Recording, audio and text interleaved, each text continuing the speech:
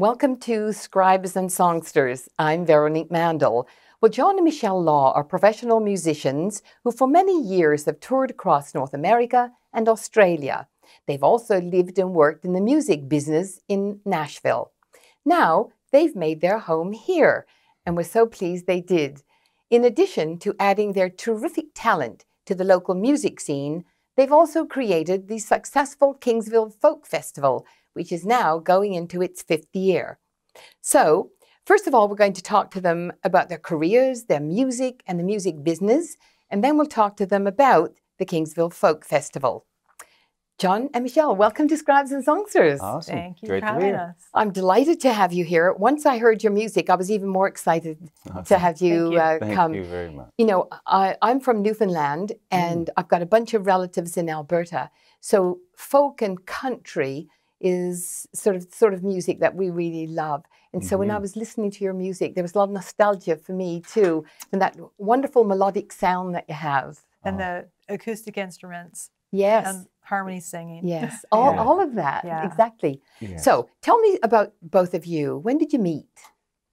Oh, well, we met, well, we've been married 20 years, so met about 25 years ago, I guess, and we met at a show that I was playing, and Michele happened to be there, and we met in the doorway, and We were both tall. yes, it was an easy meetup, and yeah, that was it.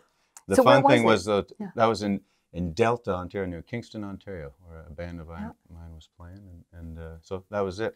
The fun thing is, though, about 3 weeks later, we packed up everything and moved to British Columbia. We got rid of everything in our lives, and the two of us just took off, and we've been together ever since. The just two of you sailing in around. 3 weeks. Yeah, 3 weeks we hit the road. Wow. First we said, oh, let's go out west for a vacation. John said, I've got friends out there and I can play some shows. And then we said, well, let's go out for a couple of months. And then we just suddenly sold everything in our lives and moved out. Yeah, so we've had fun. Yeah. Right off It the was top. a huge leap of faith. It was either going to work or it didn't.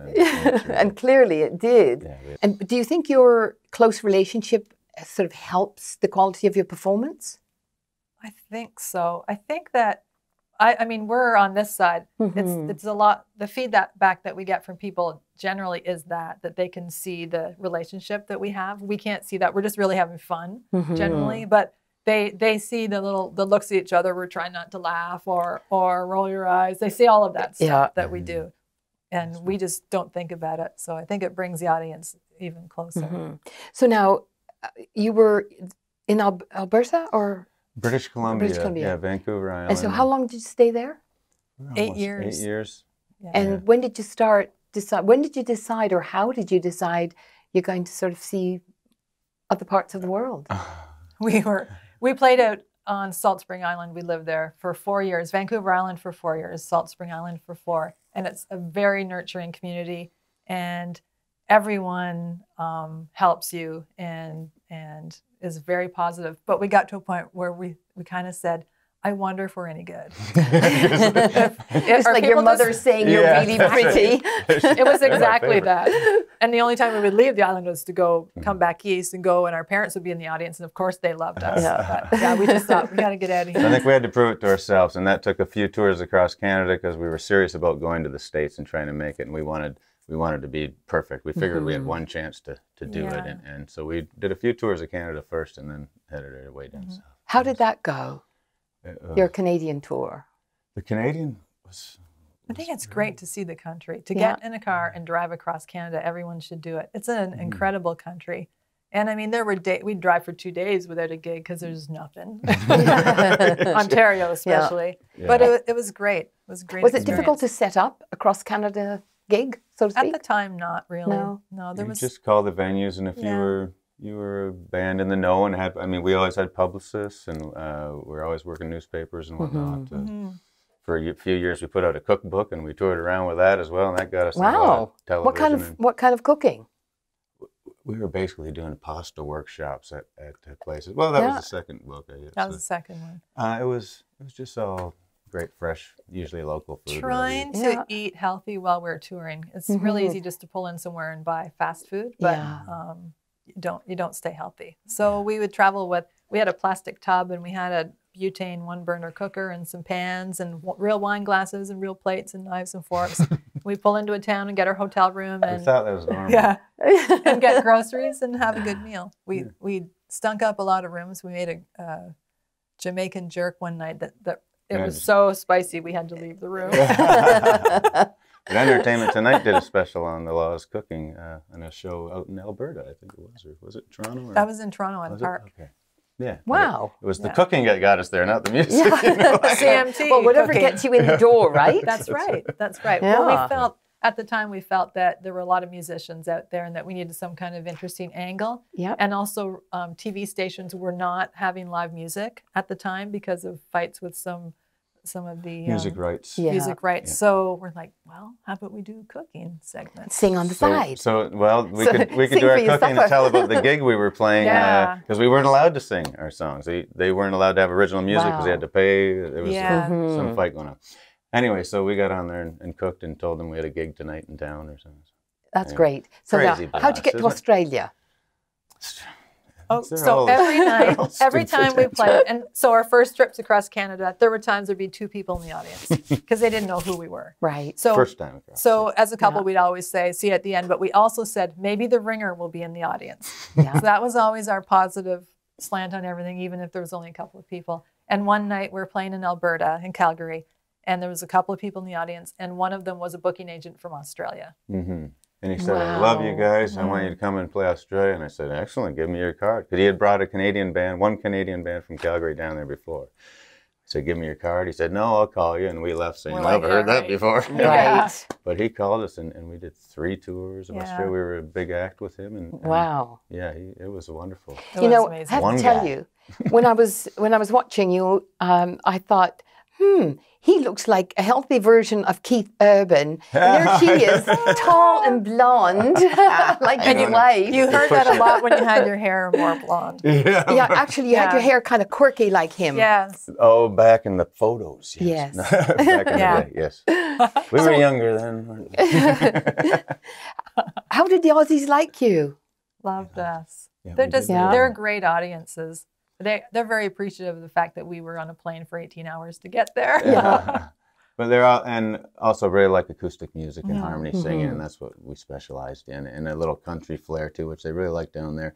Down there, it's not so pop, rock, country. It's all not it's all pigeonholed like kind of here. music. If it's good, it's good, and they all enjoy Mhm. it. So we were very successful down there, and Yeah. we'd go a month at a time at least and play all the big festivals and met great people and had wonderful times. Did you only play sort of bigger places, or did you travel around? We traveled traveled around. We do the big places on Yeah. the weekends, the big National Folk Fest and things like that. But during the week, we'd be playing in little towns and Yeah. a Golden Triangle up there, little art centers, and Yeah. we got to meet a lot of people, and we found that they're very competitive down there because we'd have some nice wine at one place. Because and you go- everybody grows grapes. so everybody wants to show you They their have wine, their and own wine. especially in the Right. little towns. And then we'd say, well, the town last night had some really good wine. Oh, that's nothing. Here, Here's Champagne ours. tonight. Yeah. Champs. So yeah, very nicely competitive now. We had Yeah. so much. Okay, so you've got so many stories, and I There's bet you've too got many. one about you going to Nashville. How'd you get there? Nashville, we were playing in Shreveport, Louisiana. And again, the ringer was in the audience. There was a That was the publisher. second time. You That's the got- publishing deal. Yeah. So Well, that kind of made us move there, didn't it? Trying to yes, that remember. made us move there. But we'd That's- already been writing with Reggie. and Oh, yeah, stuff, yeah. Oh, that's right. So the Almost Brush with Fame, where we, Here we are. We're in Yeah. CMT Another Country story. Music Awards in Canada. And Michele and I are We were on showcasing. which was weird because it was all big country bands, and it was just me and Michele and a great guitar player as a trio. So the big country bands were out there nailing these big sounds. Michele and I said, we got to do something different. We come out and sang an a cappella song in this big room, and the place dropped. You could hear a pin drop. It was the smartest move. We didn't realize we were that smart. But somebody from Nashville, Mark Bright, huge producer, was in the audience, and he loved us. And on the way home, he listened to our stuff. Randy Bachman, where we had recorded, was a friend of his, and he had pushed us on him as well, I think. So by the time he got back to Nashville, we got a call, said, this big producer's throwing your name around, you better get down here. And that was from Ralph Murphy, a Canadian fellow down there. And that was our first trip. So somebody just heard us at this at this CMT show, and we had to get down there and meet him. Next thing, we're writing with all his writers, all the hit writers, writing in who owned that building? Starstruck. We were writing. Reba McEntire's Wow. building. It was really cool. Do you just get the feeling you've got angels? Yeah. And then It took you so far, Angels. the story takes a little turn. So so we would go down regularly and meet with Mark and write with his writers, and I mean we talk all the time. And he took us out for lunch one day, and it was like October, I think, or something. We were recording in October. That was the plan. So it was summer, and we were booked to record with him in October, like one of the nicest studios in Nashville, and no charge to us. So we're out for lunch, and it's the kind of place, he's this big producer, and people are looking over like, who are those people? Yeah. And he gets a call while we're having lunch, and it's about Carrie Underwood. She had just won American Idol, and they wanted Mark to produce some of the tracks on her record. So after that, we never heard from him again. That was it. He said, I can't do it. And he was gone. Wow. Yeah, that was that one. Carrie Underwood. No. Yeah. Too bad she's so nice. I know. And so good. So But good. yeah, that happens. Yeah. Things line up, and stars shoot And we other just directions. laugh Wow. about it. It was, Just that was laugh only about one chance. I mean, we've been in Nashville many times. Yeah. That was the first time. The publishing deal, somebody just seen us playing in Shreveport, said, do you have a publishing deal? We said, no. And he said, well, come to Nashville. You got one now. Wow. That's cool. And we lived there for So 3 we years. got paid to write songs for 3 years. Well, That's great. I want people to hear your music and then bridge into having you We talk can't about stop talking. Kingsville. No, please don't stop talking.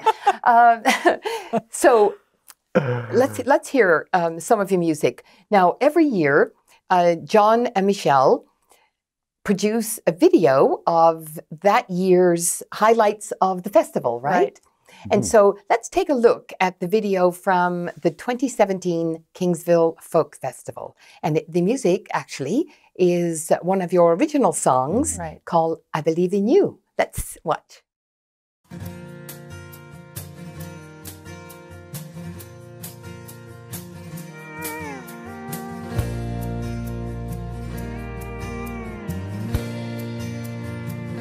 I believe in love at first sight, wishing on falling stars at night. I believe that dreams do come true, and I believe in you. I believe in the word of my friends, and good times that never end, putting heart and soul in everything I do, and I believe in you. I believe in love, I believe in music,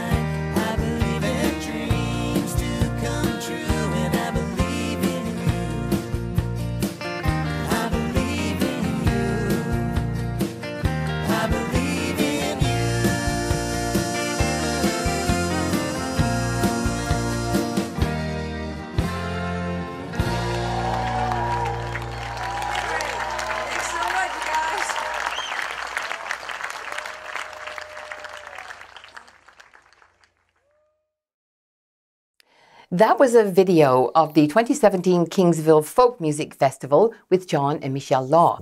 They were performing their song, I Believe in You.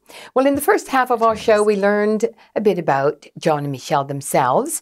And now let's talk a little bit about the Kingsville Folk Festival. So, how did that get started?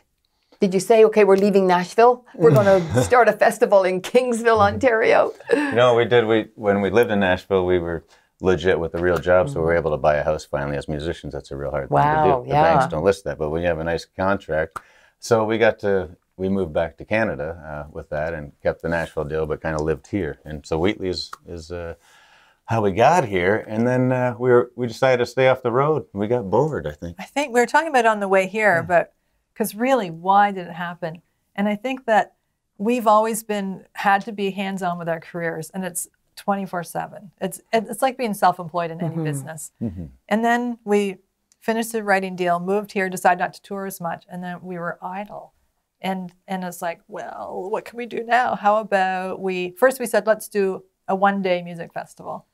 And then it became 3 in a town where we don't live. But yeah, we played so many festivals. We knew how they were run. We knew it made people happy at festivals. We thought we could pull it off. And I think we have. Yeah. That's pretty good. So how has it changed? So when you started out, did you decide you wanted just local people, or did you sort of want to look and get lots of sort of different folks from all over? The focus is performers from outside of the region and like award-winning, world-class folk performers. And our local idea is that we wanted to bring these people to town, and they're all really experienced and have great contacts. And when we do bring in a local element, we try to select people who are really trying to pursue it, to build their careers. And it's an opportunity for them to meet some of these artists at different levels of their careers and get some feedback, because everyone's really helpful. That helped us when we were starting out. Just talk to someone. They're willing to share, take you on the road, do shows with them and stuff. For a performer, the festival is almost like a conference. You get to meet your peers and talk to them and their management. Right. It's up to you to go and make, as a local folks here, or when Michele and I started out, we'd be finding our peers and talking to everybody we could at these festivals to move that's a brilliant analogy. I never thought, of a festival like a conference, but it really is. Really, that's what it is. These folk ones for sure, because the artists aren't in the back in a trailer. They're out walking around, talking to everybody, and that's the whole folk thing. And there's the session stages every day, where there's 5 stages during the day and 3 or 4 different artists together, mixing together, never met before. And that makes everybody feel good, it's pretty open. It introduces performers from away to our region, but also allows our performers to hopefully open up the horizons for their careers and get out of the area. Have you had any success stories that you've heard about? We've had some friends that played at the festival the first year, and they end up going to Memphis in a blues challenge. Representing Ontario, which was kind of cool. Yeah, very cool. And local gal Karen Moran won the songwriting contest, and that landed some work in Texas for her. Yeah. Wow. Because of Texas connections at the festival. Yeah. So it happens. So who comes to the festival? It started out as we invited all of the friends on our Facebook pages and all the people on our fan base, people that were on our mailing list. And so we already know that they are folk music lovers, and that was people from North America. It wasn't just regional or even local. It was our fan base was from driving around the continent. We've had a crew of volunteers that come from Texas, from Dallas area every year to work our merchandise area, and we have people that come from the Florida Keys and British Columbia and across in Little Canada. Kingsville. In Little Kingsville, lady comes from Europe every year, works in the kitchen. Yeah. Awesome. Yeah, it's amazing. Now, when we were watching the highlights, it looks like a very warm, happy, fun event. It's a even just from watching the video. Yeah, it's a family event. We celebrate family, and it's the feel we try to create, and it is there. It's everything. It's really intentional to how everything's laid out, like where the porta-johns are, where the stages are. Everything is very intentional for comfort, for sightlines for parents if their kids are playing over here. It really is a kids' family event, and we like it when the kids are there at the end of the night watching the big bands, and they're not clowns or dressed in red pants or nothing. It's just real music, and the kids are digging it. Because we got to give kids real music, too. We can't just give them the clowns all the time. And the performers, kids are smart enough to understand. Yeah, they the are. music. The performers that we book are all ages friendly. So yeah, they're thrilled to see kids in the audience. That's the next generation. Yes, absolutely. Yeah, but there's a lot of festivals where children have been conceived. Yeah. I don't know if we're there yet. Does happen. Yeah, the folk festival. Maybe we'll hear about that soon. Yeah.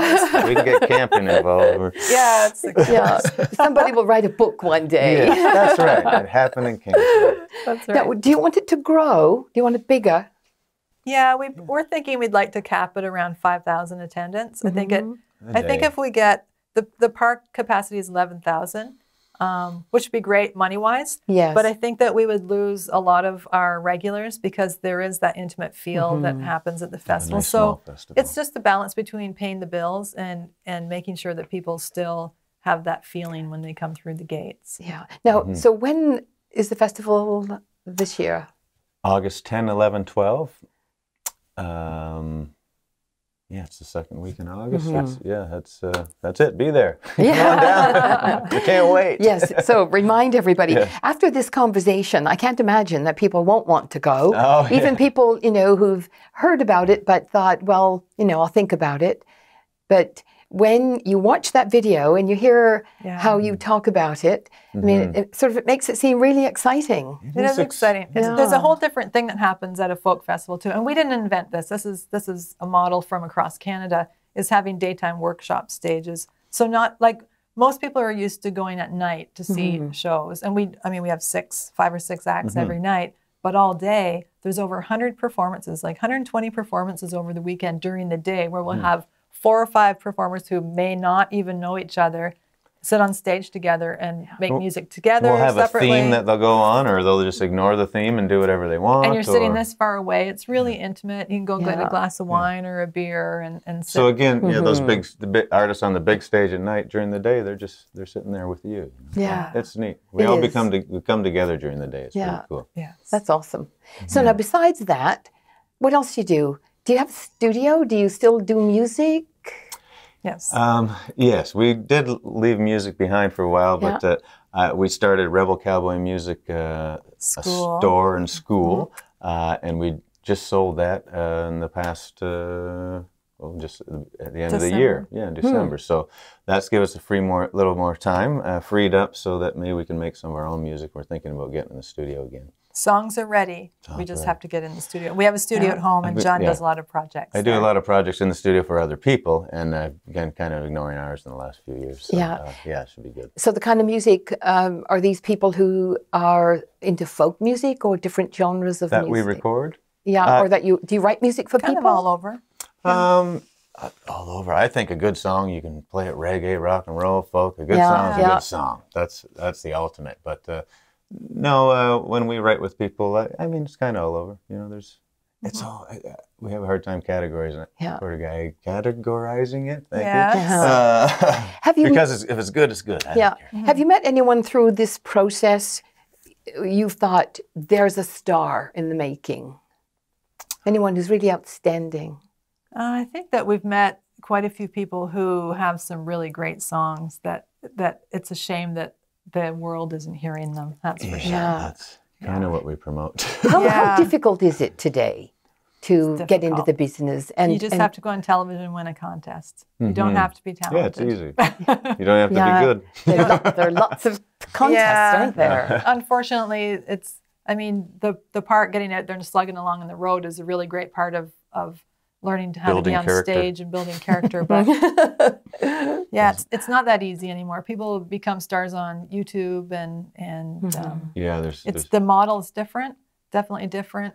It's with Spotify and different streaming systems. The record labels aren't making all the money anymore off of CD sales. Right. So there's no record deals anymore. Record deals want money from your tours and everything. So you can do it yourself. It's just there's more people doing it. We did it, started 20 years ago, I think, and it was, we just hired a publicist, and we were in every newspaper across the country. Well, now it doesn't matter if you're in every newspaper because people on Facebook aren't seeing that. And nobody reads newspapers. So where do you spend your money now? Advertising. Because you have to do something. So it's a different game now. Is it important to tour? To let people see you?